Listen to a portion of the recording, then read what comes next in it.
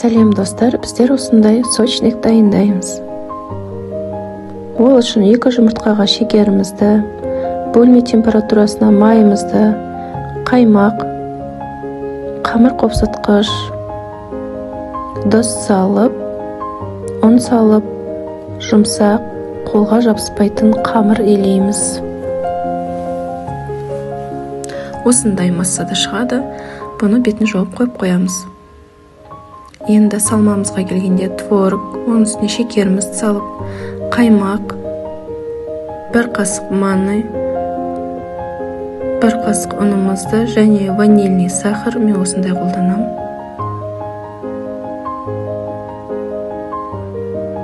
Жұмыртқаның ағына салып араластырамыз. Енді қамырымызды жаямыз.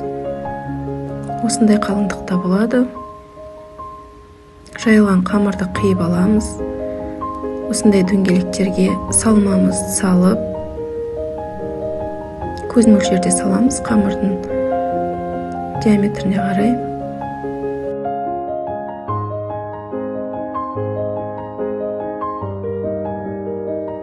Бетіне жұмыртқаның сарысын жағамызда 180 градуста 40 минут пісіреміз. Мінекей, астарыңыз дәмді болсын.